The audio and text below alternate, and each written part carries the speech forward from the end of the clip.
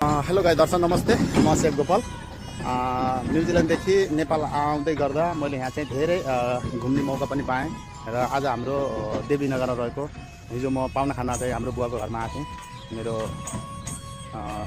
बहिनीको घरमा।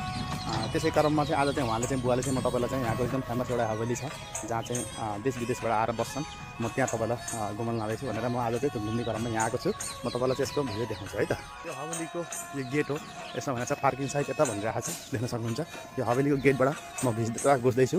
यस्तो माटोले लिपेर एकदम अलग टाइपको बनाउनु भएको छ उहाँहरूले चाहिँ। यो हवेली हो, यहाँ चाहिँ पिङहरू पनि छ, कटेजहरू पनि छ, देख्न सक्नुहुन्छ। यसै गरी यहाँ चाहिँ तलाउ पनि छ। यो बेलाउतीको बुट्टा, हामीले बेलाउती भन्छ, यसलाई कसैले अमृत पनि भन्छ, देख्न सक्नुहुन्छ। एकदम हो छ यहाँ चाहिँ पार्टीहरू हुने र ठुला ठुला नेताहरूदेखि लिएर ठुला ठुला कलाकारहरू अहिले जो धेरै एकदम यो एरियामा चाहिँ धेरै फेमस छ। यो चाहिँ एकदम आनन्द छ बस्नलाई, वातावरणलाई।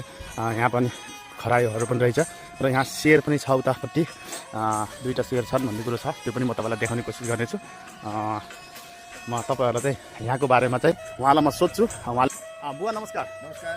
म न्युजिल्यान्डदेखि धेरै घुम्ने क्रममा चाहिँ हाम्रो बुवाको मार्फत आज यहाँ आउन पाउँदा मलाई एकदम धेरै खुसी पनि लागेको छ। यसको बारेमा केही कुरो बताइदिनु न। वेलकम तपाईँहरूलाई एकदम वेलकम छ। यो चाहिँ हाम्रो पुरानो बर्थ प्लेस हो। हजुर। यसको सुरुवात यो जुन अहिले देखिरहनु भएको छ, यसको सुरुवात चाहिँ डाक्टर शिवलोनीले गर्नुभएको हो। हजुर हजुर हजुर हजुर हजुर। उहाँ आफैमा एडिलेड युनिभर्सिटीबाट पिएचडी गरेर आउनुभएको हो। हजुर हजुर। अस्ट्रेलियाबाट, नेपालको पहिलो पिएचडी हो। हजुर हजुर। अनि यसलाई पहिला यो एग्रिकल्चर थियो, अब यसलाई बिस्तारै एउटा रिट्रिटको रूपमा डेभलप गर्ने भनेर हामीले यसलाई ट्राई गरिरहेको छौँ। हजुर हजुर।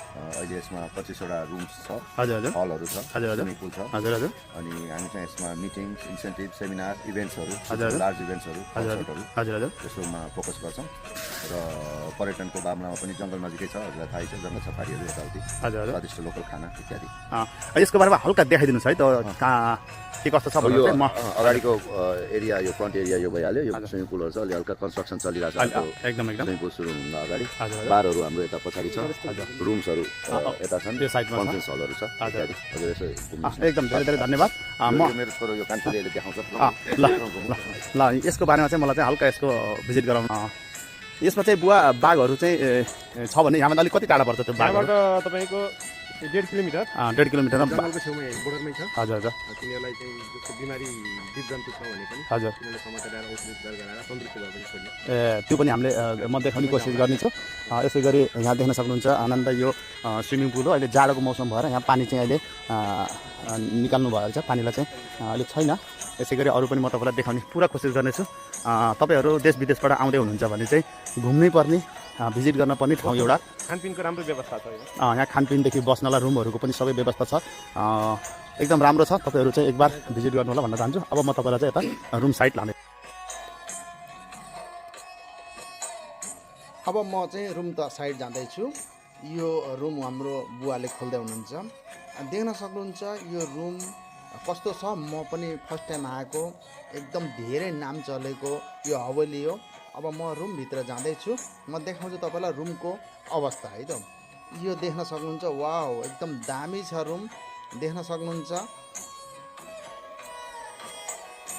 रुम एकदम दामी छ। तपाईँहरू पनि एकबार भिजिट गर्नै पर्ने ठाउँ हो यो चाहिँ। तपाईँ चितवनमा कहीँ घुम्न आउँदै हुनुहुन्छ भने चाहिँ तपाईँको यो देवनगरमा पर्छ यो हवेली, यहाँ आउनु होला।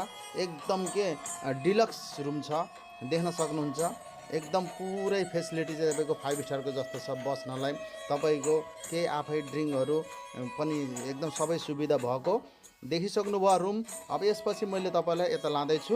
यता चाहिँ तपाईँको माछाहरू पनि यहाँ पाल्ने चलन छ र माछा चाहिँ अहिले नभयो, अहिले रहन्छ।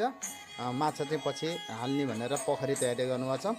यो तान्जानियाबाट लिएर आउनुभएको ओनरले, देख्न सक्नुहुन्छ। यो उहाँबाट चाहिँ कति खर्च गरेर ल्याउनु भएको, तान्जानियाबाट ल्याएको यो। यसपछि म जाँदैछु। तपाईँको यो ठाउँमा धेरै धान फल्ने भएको कारणले धान राख्ने भर्खरै देखिसक्नुभयो। यो चाहिँ लालटिन भन्छ, यो मिनी बार छ। यो बाहिर बसेर चुस्की लाउँदै आनन्दले तपाईँको बाहिरको वातावरणसँग रमाउन सकिन्छ। त्यसै गरी फलफुलका बुट्टाहरू पनि देखिसक्नुभयो। यहाँ चाहिँ फलफुलका बुट्टाहरू एकदम अत्याधिक धेरै छ। यो अर्ग्यानिक अचार, यो घरमै बनाएको है अचार चाहिँ है। यसै गरी अब यहाँ तपाईँले देख्न सक्नुहुन्छ, यो बार छ, यहाँ अब डाइनिङ छ।